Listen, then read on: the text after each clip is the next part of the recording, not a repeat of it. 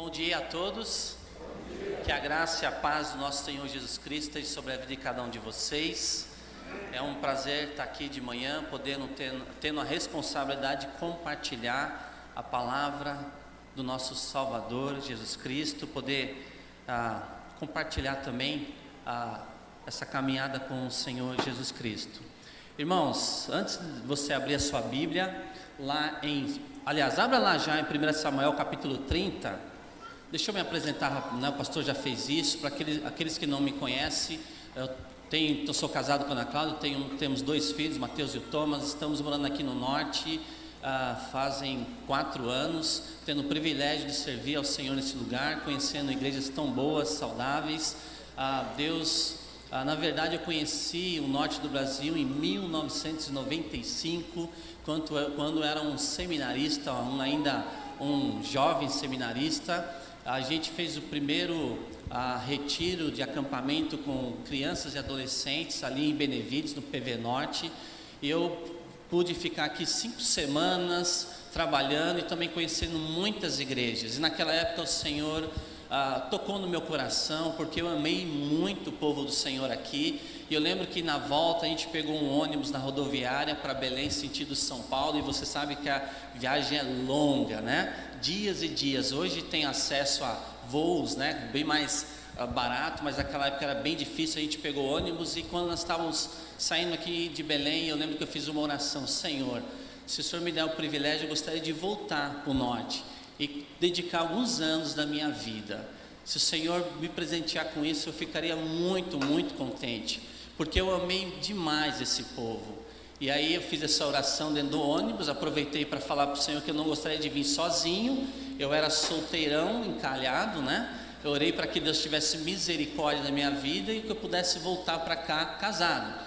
No seminário, casei em 1997, fui enviado para trabalhar como missionário no Rio Grande do Sul pela Convenção Batista, plantação e revitalização de igreja. Lá nasceu o nosso primeiro filho, Gauchinho Mateus. Aí Deus nos envia do Rio Grande do Sul para o interior de São Paulo, para trabalhar também com igreja no interior de São Paulo, em Itapetininga. Nasce o nosso segundo filho ali em Sorocaba, o Thomas. E aí mais uma vez a Convenção Batista pioneira, alemã, né, que é ligada à Comissão Batista Brasileira, nos chamou de volta para a gente trabalhar a partir de Curitiba com igreja, né, com plantio de igreja, revitalização. E nós então retornamos a partir de Curitiba, trabalhando e servindo ao Senhor.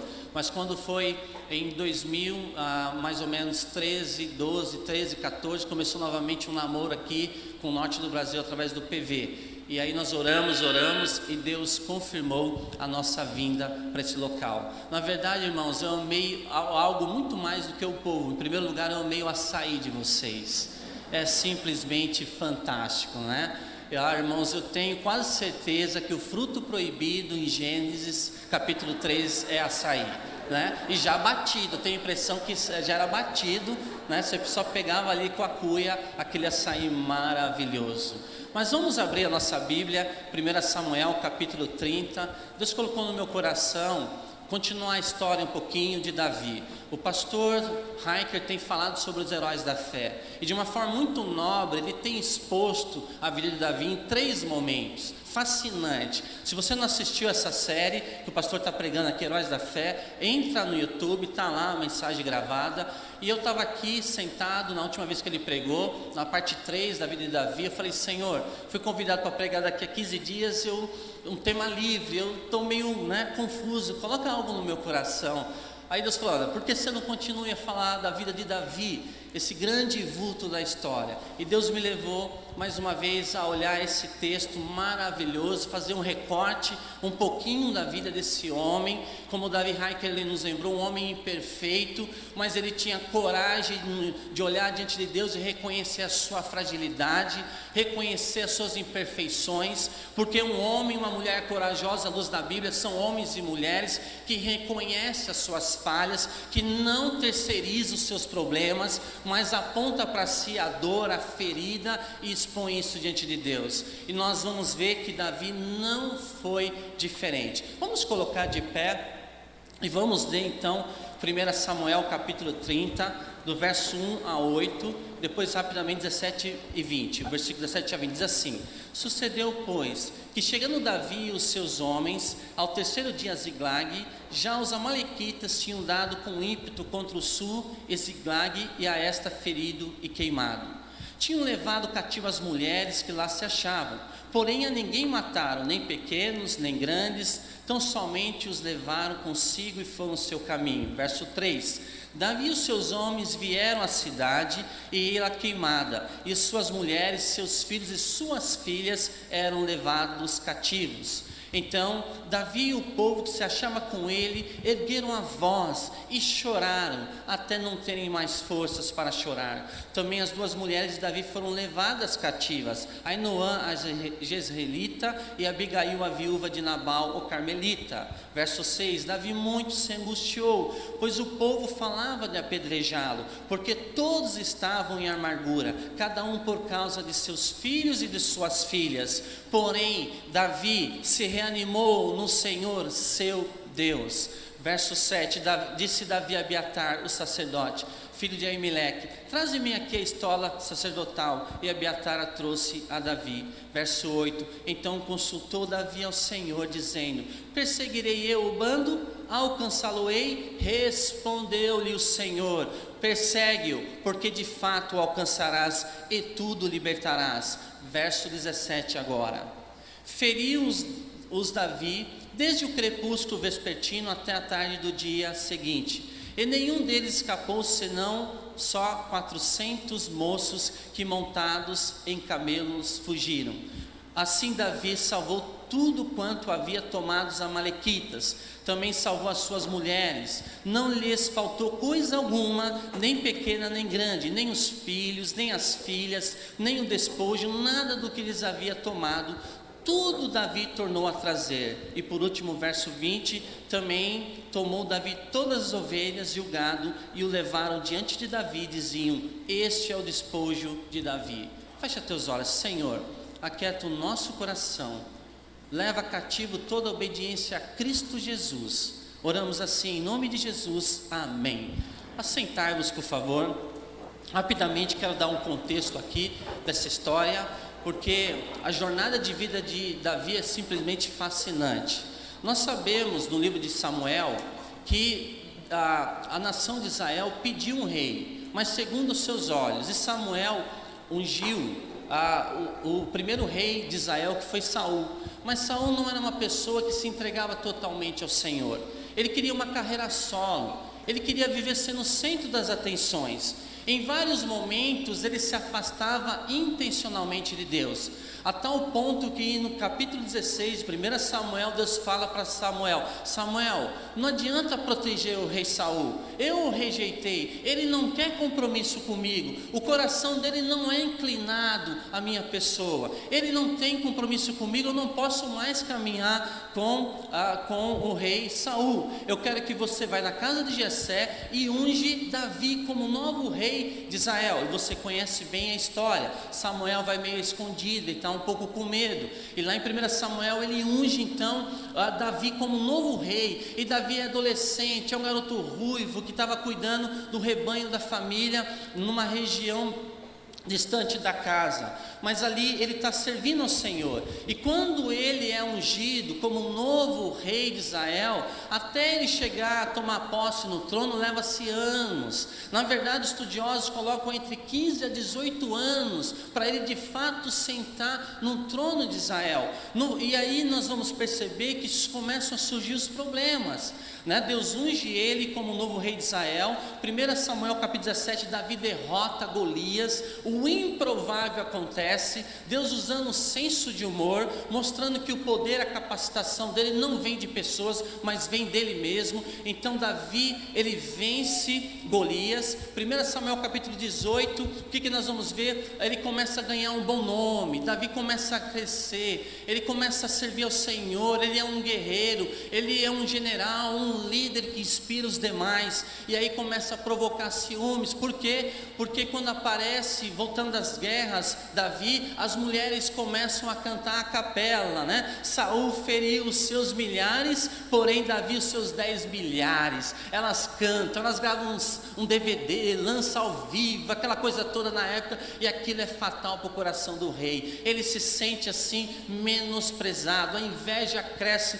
no seu coração, e a partir do capítulo 18, Saul procura matar Davi. De capítulo 18 ao capítulo 31, essa é a intenção dele, de uma forma às vezes sorrateira, e às vezes de uma forma muito clara e pública, e Davi tem que fugir constantemente. Então, a partir, irmãos, do capítulo especialmente ali do capítulo 22, Davi tem esse período de 10 anos no deserto.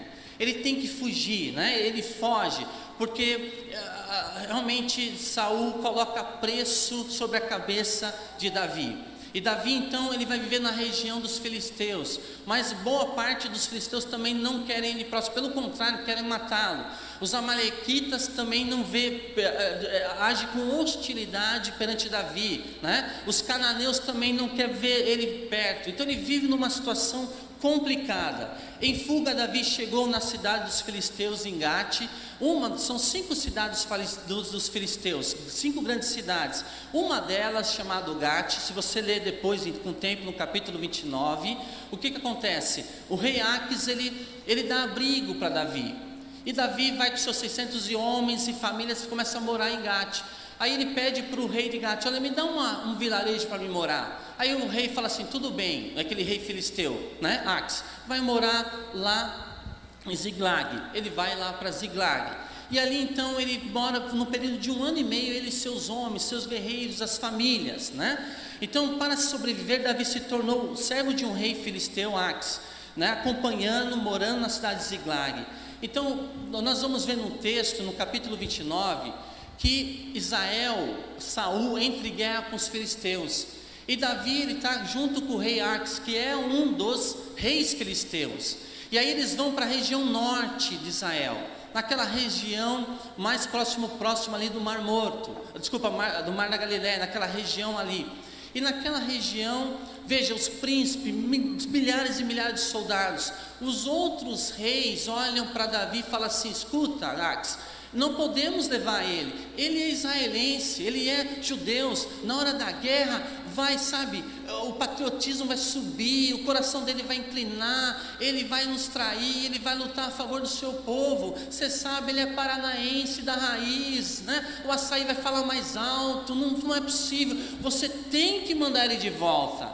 Então aqueles reis pressionam o rei Aques, e o rei Aques fala assim: volta, Davi, você não vai lutar contra o seu povo lá na campina ali com Saul e o grande exército de Israel.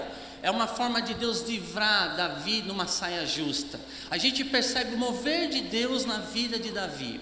E quando Davi então pega esses homens, 600 homens, ele retorna para Ziglag, essa pequena cidade. O que ele encontra?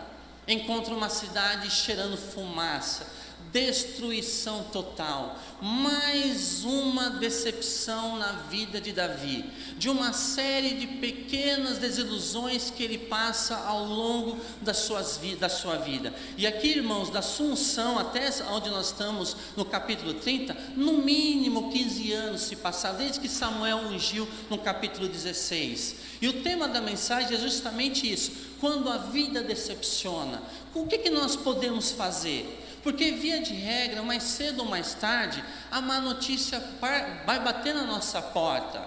E como é que nós vamos reagir diante de circunstância como essa? É interessante que o nosso dicionário, Aurélio, vai dizer o seguinte com relação à palavra decepção. Afirma o seguinte: decepção é o sentimento de insatisfação que surge quando as expectativas sobre algo ou alguém não se concretizam, gerando desapontamento, desilusão, desgosto e o pior, uma desconfiança acerca do futuro. Ou seja, a decepção ela tem o poder de neutralizar a nossa vida, na qual a gente perde a capacidade de confiar em pessoas e nas circunstâncias. Mas nós nessa vida vamos experimentar momentos como esse, porque às vezes a vida vai nos decepcionar. No mundo imperfeito como esse, ninguém escapa de algo como isso. Então nós vamos ver como é que Davi se comportou, como é que ele venceu essa área da sua vida, né? A ocasião aqui no texto de 1 Samuel capítulo 30, a ocasião em que Davi permaneceu entre as ruínas de Ziklag, foi talvez a mais decepcionante para ele. David Davis, em seu excelente comentário sobre 1 Samuel, usou a expressão, quando foi comentar 1 Samuel capítulo 30, ele usa a expressão, quando os fundamentos caem aos pedaços, para intitular o capítulo 30, quando os fundamentos caem aos pedaços, o que fazer? Será que mesmo em Ziklag haveria algum recurso para que Davi pudesse inverter uma situação dramática, decepcionante, com relação ao seu chamado, seu ministério e como um homem escolhido de Deus? Eu separei 3 pontinhos aqui, como é que ele venceu uma situação assim terrível que o assolou naquela época. Primeiro, a gente vai perceber que ele se recusou a entrar em desespero. Na trajetória de Davi é notável alguns momentos de desgosto, de crise, de ameaça. Mas esse é um dos momentos, segundo os comentaristas, mais terríveis na vida de Davi. Eu, quando olho para o texto, eu diria assim, eu geralmente reagiria como os 600 outros homens de Davi, porque isso faz parte da minha natureza. Entretanto, quando Deus deseja usar um homem, e quando um homem e uma mulher estão em conexão, em banda larga com o Senhor, as coisas são diferentes. E nesse ponto, como é que Davi então venceu a decepção da vida? Ele se recusou a entrar em desespero. Davi tinha muitas razões humanas para ficar com histeria, decepcionado, desiludido, não tinha? Olha só, imigrante e refugiado na cidade de Ziklag, que estava em ruínas, ou seja, ninguém queria ele por perto. Ele era um refugiado, ele era procurado, né? Davam valores absurdos pela sua cabeça, ele não era bem-vindo em nenhum lugar. Aliás, no capítulo 22, Saul queria tanto o pescoço de Davi que matou Abimeleque, o sacerdote, mais 80 sacerdotes em Nabo. Ou seja, ele destruiu também homens, crianças naquela cidade de Nabo. Por quê? Porque eles deram uma noite de descanso para o rei Davi. Então Davi, ele tinha todas as condições humanas para entrar em histeria, em desespero, mas ele recusou entrar dessa forma de desespero, imigrante e refugiado na cidade de Ziklag. Outra coisa, suas mulheres e filhos, diante de tudo que Davi e seus homens sabiam, estavam mortos. Nós lemos o texto avisa que eles estão vivos, mas ele não sabia. A tudo que ele imaginava que de repente poderiam estar mortos, né? Sofrendo todo tipo de hostilidade de seus filhos e filhas. Davi também não podia mais dizer minha cidade, minha casa, minhas mobílias. Ele até duvidava se podia dizer minha esposa e meus filhos. E por último, a gente vai ver que, pior ainda, os seus amigos. Olha só, ele chega em Ziklag, uma situação trágica. Sem família, sem casa, sem acolhimento, sem comida quentinha na mesa. Aqueles homens fizeram uma viagem de 3 dias, chegaram cansados e encontram tudo destruído. E aí a Bíblia vai nos mostrar que aqueles homens choram, como é natural chorar e faz parte da vida. Choraram, isso não é errado, que bom, choraram, derramaram lágrimas. Mas o texto vai nos mostrar que no versículo número 6, aqueles homens começam a premeditar, tentando apontar um culpado, e encontraram um culpado. Quem foi? Seus amigos. Olha lá em 1 Samuel capítulo 22, verso 2 da sua Bíblia. O que nós vamos encontrar ali? Irmãos, esses homens que desejam apedrejar Davi, são aqueles homens no capítulo 22, lá na caverna de Adulão, onde Davi, ele tem como resposta de Deus à sua vida, Deus envia esses homens e Davi se faz chefe deles. Mas olha lá então 1 Samuel capítulo 22, verso 1 e 2. Davi retirou-se dali e se refugiou na caverna de Adulão. Quando ouviram isso, seus irmãos e toda a casa de seu pai desceram ali para ter com ele. Ajuntaram-se a ele todos os homens que se achavam em aperto, e todo homem endividado, e todos amargurados de espírito, e Davi se fez chefe deles, e eram com Davi uns 400 homens, pessoas mal resolvidas, falidas, tóxicas, que ninguém queria por perto, e eles aparecem lá na caverna de Adulão, e Davi entende isso como uma resposta de oração, e começa a investir na vida desses homens. Do capítulo 22 até o capítulo número 30, decorre aí um período de 7, 8 anos, e Davi se faz chefe deles, e começa a investir na vida desses homens, e esses homens, depois lá em Crônicas, serão chamados os valentes de Davi, porque Davi, desses homens mal resolvidos, tóxicos, ele começa a extrair coisas boas. Desses homens é feito generais de guerra, é feito ministros de sua confiança, homens nobres de uma nação de Israel, quando Davi chega ao trono da nação israelita. Mas aqui esses homens pensam, cogitam em matar Davi. Mesmo assim, Davi recusou entrar em desespero. Quando a má notícia bate na sua porta, como é que você reage? Com mau humor? Atitude como teve esses homens, de murmuração, de ira? Eu sou descendente de tal etnia, a gente é pavio curto mesmo, eu vou agir assim. Nós encontramos nas escrituras, que homem diferente Davi foi. Ele se recusou a entrar em desespero diante de um quadro terrível como esse. Porém, os seus homens foram agir de uma forma vergonhosa. Eu gosto muito de uma frase que diz assim: cristão é como um saquinho de chá, você só sabe o que está dentro dele quando bate água quente. Olha que coisa interessante. É a primeira vez em julho que eu estou aqui no Pará. Geralmente estaria com alunos estágios no mês de férias. Primeira vez. E que calor! O ano passado eu estava em São Paulo, o ano retrasado em São Paulo, depois eu estava em Curitiba, e essa época do ano é gelado, é frio.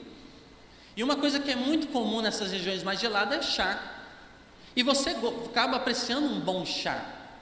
Só que você só vai descobrir o que tem dentro quando você pega aquele saquinho e coloca na água quente.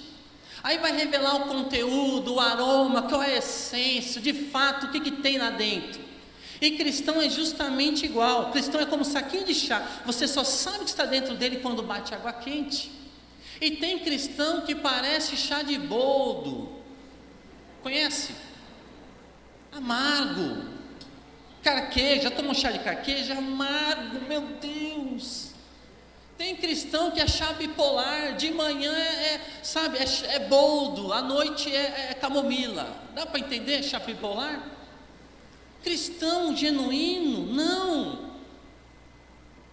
Você só sabe o que está dentro dele quando bate água quente. E aqui Davi está revelando, a sua jornada com o Senhor, a sua dependência com Deus, diferente dos demais. Então Davi se recusou a entrar em desespero, Davi tinha muitas razões humanas para lidar com a desilusão, não tinha? Porém ele não se desesperou. O desespero muitas vezes revela incredulidade. Aliás, eu concordo com John Stott e Martin Lloyd Jones, que eles comentam que é um sinal de certa forma de incredulidade, de independência do Senhor. E na sua forma mais severa de desespero, a vítima pode clinicamente terminar deprimida ou até mesmo ter pensamento suicida. É comum isso acontecer. Por isso que é importante nós cristãos estarmos nutridos na videira verdadeira, conectados constantemente com Ele. Então Davi se recusou a entrar em desespero. Segundo, Davi olhou para o presente com responsabilidade. Ou seja, ele não permitiu que o presente determinasse seu ponto de vista a respeito do futuro. Ele não, o dia foi ruim? Foi. Não quer dizer que os demais dias serão assim. Ele consegue, assim, olhar para o presente com responsabilidade, com maturidade diante dos homens e também diante de Deus. Devemos aprender com Davi a importância de trazermos Deus imediatamente à avaliação das circunstâncias. E é justamente isso que Davi vai fazer. Senhor, em momentos como decepções, em momentos de decepções, eu quero ouvir o que o Senhor tem a dizer. Eu quero ouvir a sua doce voz. Eu sei que é possível encontrar o Senhor em momentos como esse. Porém, aqueles homens, sentiram autopiedade, autocomiseração, e jamais devemos permitir que a autopiedade mova-se em nosso íntimo. Visto que Deus pôs sobre nós o seu amor, não temos qualquer direito de sentir piedade de nós mesmos. Aqueles em favor dos quais Deus sacrificou seu único filho, devem ter pena de si mesmo, uma autoestima baixa, uma autocomiseração. Davi nos ensina essa verdade, onde Deus vai às últimas consequências para demonstrar o quanto Ele nos ama e se preocupa com a gente. Mas Ele não promete uma jornada tranquila, porém Ele promete um pouso seguro. Nós não chegamos ainda lá, Então Ele não permitiu que Ele não permitiu que o presente determinasse o seu ponto de vista a respeito do futuro. A gente faz o contraste. Que diferença! Os amigos de Davi usam a energia da angústia para fazer ameaças de apedrejamento. A gente leu o texto ali, Aliás, no verso 6 da sua Bíblia, se você está com a Bíblia aberta, 1 Samuel capítulo 30, Davi muito se angustiou, pois o povo falava de apedrejá-lo, porque todos estavam em amargura, cada um por causa dos seus filhos e suas filhas. Porém, Davi se reanimou no Senhor seu Deus. Que coisa impressionante! E quando você faz o contraste com Saul, rei de Israel, é mais chocante ainda. Capítulo 28, verso 7, Saul está desesperado, ele mandou matar os sacerdotes, não há mais profeta em Israel. Ou o que ele vai procurar? Ajuda de quem? Vai lá em 1 Samuel capítulo 28, e alguns eruditos da palavra de Deus comentam que isso poderia ter acontecido no mesmo dia. O mesmo dia que Ziklag estava destruída, e Davi aparece lá, e consulta o Senhor, porque ele se reanimou no Senhor seu Deus. Ele vai consultar no verso 7, Davi e Deus. No mesmo período que Saul, o que ele faz? Olha só. Então disse Saul, capítulo 28, 1 Samuel, verso 7. Então disse Saul aos seus servos: apontai-me uma mulher que seja médium, para que me encontre com ela e a consulte. Disseram os seus servos: há uma mulher em Endor que é feiticeira, que é médium. Saul disfarçou-se, vestiu outras roupas e se foi, e com ele 2 homens, e de noite chegaram a mulher, nas trevas, na escuridão, disfarçado. Impressionante. Um está descendo ladeira abaixo, o outro, mesmo diante das decepções da vida, ele consegue focar em Deus a sua confiança. Que coisa inacreditável! Os amigos de Davi, o próprio rei Saul, contrastado com Davi, E segundo, irmãos, alguns comentaristas, foi nesse período que ele vai compor o Salmo 25. Abra lá o Salmo 25. Sabe, Davi, ele tinha essa capacidade em momentos de tragédia, como lá no 1 Samuel capítulo 22, da caverna de Adulão. Ele compõe o Salmo 57, o Salmo 142, quando ele está dentro da caverna. Os homens aqui estão murmurando, praguejando, xingando, sendo tóxicos. Mas o que Davi vai fazer? Segundo alguns comentaristas, é bem possível que o Salmo 25 foi composto ali naquele momento. Vamos ler rapidamente. Ele diz assim: a ti, Senhor, eleva minha alma, Deus meu, em ti confio. Não seja eu envergonhado, nem exultem sobre mim os meus inimigos. Com efeito, dos que em ti esperam, ninguém será envergonhado. Envergonhados serão os que sem causa procedem traiçoeiramente. Faze-me, Senhor, conhecer os teus caminhos, ensina-me as tuas veredas, guia-me na tua verdade e ensina-me, pois tu és o Deus da minha salvação, em quem eu espero todo dia. Olha o verso 14, agora o verso 14, a intimidade do Senhor é para os que o temem, aos quais ele dará a conhecer a sua aliança. Olha o verso lindo 14, Na verdade, a NVI, se você está com a NVI, vai dizer o seguinte: o Senhor confia os seus segredos aos que o temem e os leva a conhecer a sua aliança.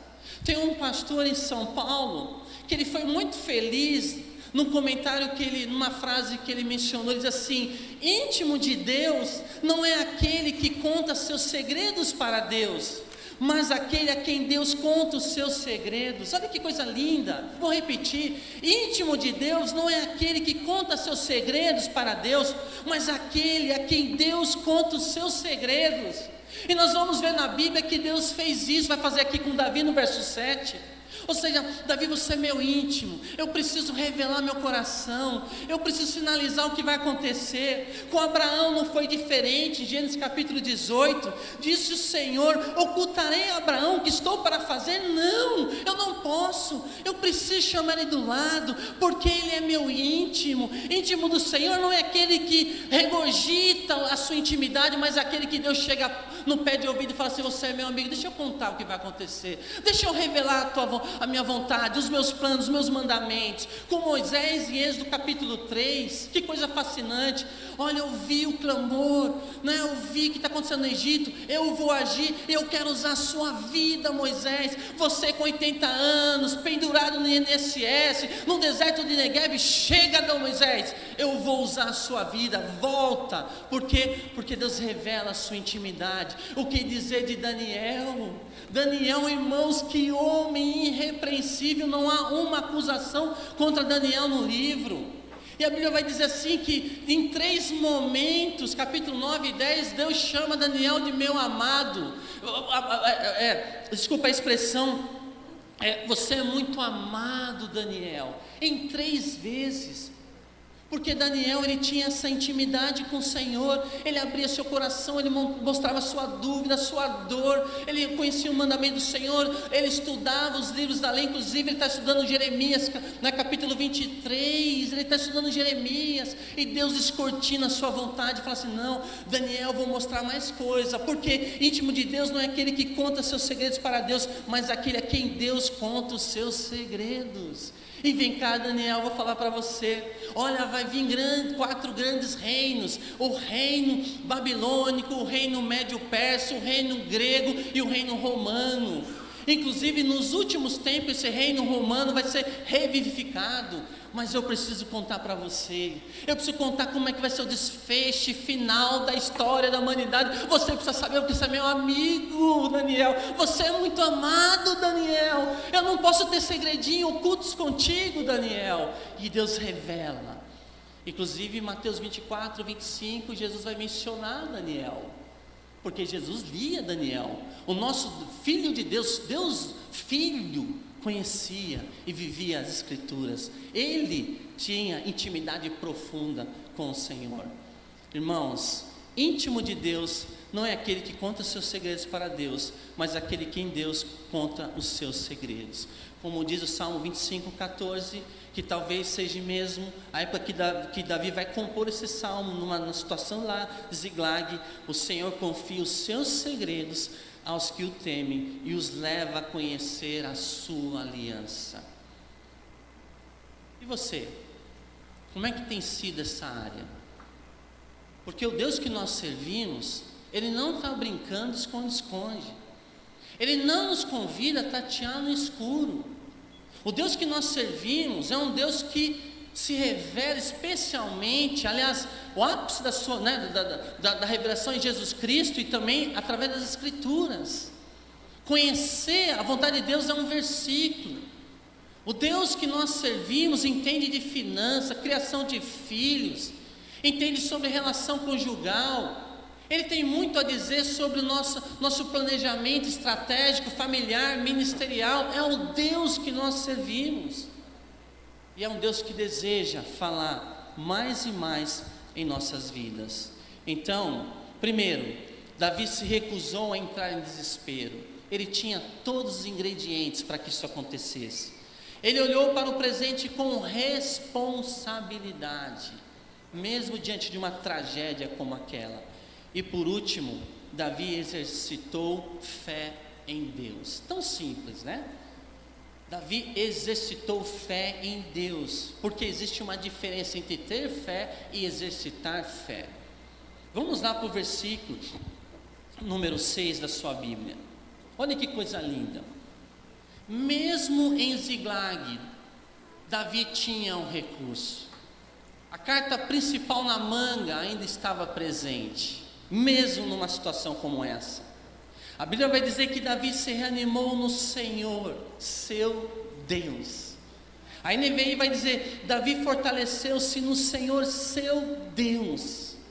É interessante que na tradução católica da Bíblia, Vulgata, vai dizer assim que Davi descansou no Senhor, seu Deus. E essa tradução também não é imprecisa, ela cabe aqui. Davi descansou no Senhor, seu Deus. O que é descanso? No contexto bíblico, descanso não é um lugar, porém um estado de alma. Descanso é um relacionamento com o Senhor. Sabe, descanso em meio às tragédias, às más notícias, aos terremotos, aos furacões. É você se sentir seguro na mão poderosa de um Deus presente. Por isso que essa tradução na língua hebraica, ela faz também sentido. Davi descansou no Senhor, seu Deus. Lembra em 2005, o pessoal um pouquinho mais velho aí, quando o furacão Katrina, ele invadiu Nova Orleans, no estado estado do Louisiana, né? Lembra daquele furacão que varreu Nova Orleans, as barragens se romperam, destruiu, milhares de pessoas morreram.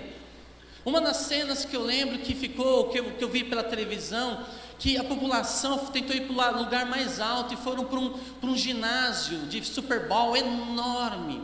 Destelhou, o furacão passou, pessoas morreram lá dentro. E uma cena foi ver uma mãe amamentando um bebê no peito, e o vento passando e jogando no telhado, e aquela criança, sabe, descansando ali, uma calma. E a cena da filmagem fez um close tão próximo. Essa é a ideia. Mesmo no fôlego do furacão, Deus está presente. Deus está presente. Pergunta para Sadraque, Mesaque e Abednego, né? O melhor lugar de estar onde Deus está. Se Ele está na fornalha, fique na fornalha. Pergunta para Daniel na cova dos leões. O rei Dario estava com insônia, não conseguiu dormir à noite. E o que aconteceu com Daniel? Ele está lá no meio dos leões, tranquilo. Por quê? Porque é o melhor lugar de estar onde Deus está. E descansa é justamente isso, é um estado da alma. Descansa é um relacionamento com o Senhor. Eu lembro de um texto maravilhoso em Atos capítulo 12.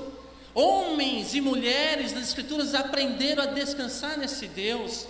Lembra do texto? Quando Herodes manda passar o fio da espada a Tiago, e ele consegue aumentar seu índice de popularidade com os judeus que perseguiam o cristianismo na época. Aí coloca a mão em Pedro, e Pedro vai ter o mesmo destino, porque vai se apresentar no outro dia para ser degolado. Aí a Bíblia diz no versículo 6 de Atos 12 que a igreja começa a orar incessantemente por Pedro. Aí no versículo 7 e 8 aparece um anjo dentro da prisão da cela, e o que acontece? Ele está amarrado entre soldados, mas a Bíblia fala que ele está dormindo o sono do bebê, o sono da criança. Por quê? Porque é um estado da alma. Olha, se Deus quiser me libertar, Ele liberta. Se Ele não quiser me libertar, eu vou ser promovido para o reino celestial. Aprender a descansar, se reanimar no Senhor, o nosso Deus. É isso que o texto nos mostra. Davi se reanimou no Senhor. Olha o pronome possessivo aqui, seu. E no hebraico é um pronome possessivo mesmo. É meu Deus,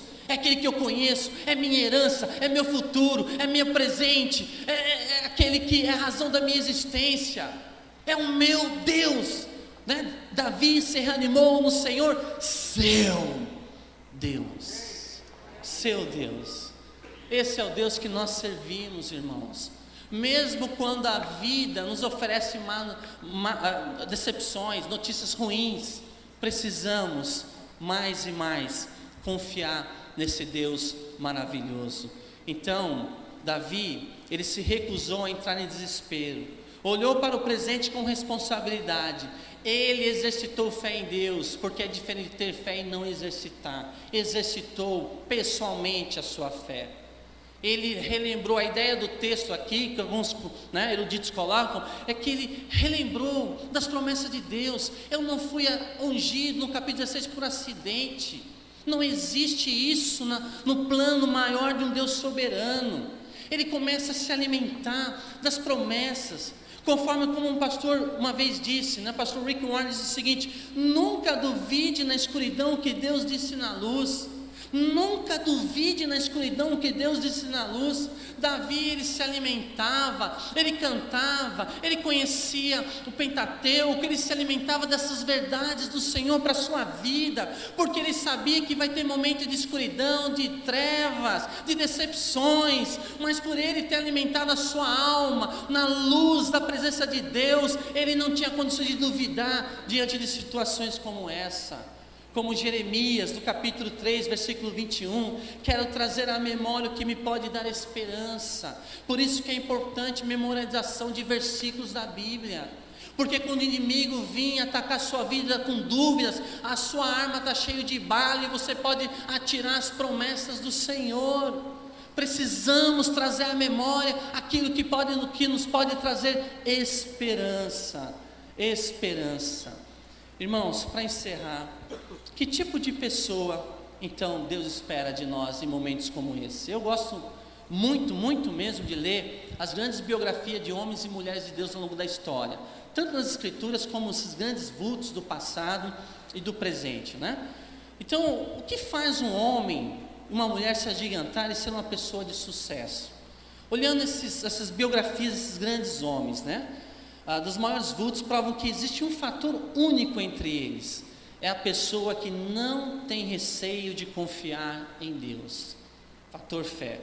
Existe algo que ele nunca delegará a outros: o confiar em Deus. Não tem como você terceirizar a sua oração, a sua devocional e, acima de tudo, irmãos, o seu confiar em Deus. Não tem como você fazer isso. E Deus usa de uma forma inacreditável mulheres e homens que agem dessa forma. Então, querido, se tiver que executar qualquer projeto, não tema a ausência de recursos, tema a ausência de Deus. Vou repetir: se tiver que executar qualquer projeto, não tema a ausência de recursos, tema a ausência de Deus. E é justamente Davi vai fazer isso. Ele vai se reanimar, se fortalecer no Senhor, o seu Deus, e coisas inacreditáveis começam a acontecer. E você já leu o texto, eles recuperam tudo, e Deus vai usar Davi de uma forma maravilhosa. Amém? Então, lições de Davi quando a vida decepcionar. Recuse a entrar em desespero. Não permita que o presente determine seu ponto de vista a respeito do futuro. Ok? E por último, exercite pessoalmente sua fé na pessoa maravilhosa do nosso Deus. Vamos orar? Senhor, muito obrigado por esse tempo juntos. Obrigado pela vida desse grande homem do passado que foi Davi. Obrigado porque aos domingos nós temos aprendido tanta preciosidade através da sua biografia. E nossa oração, Pai, que a gente possa imitar os passos, a trilha desse homem, Davi, como os demais, que nas áreas onde buscavam realmente servir ao Senhor de todo o coração.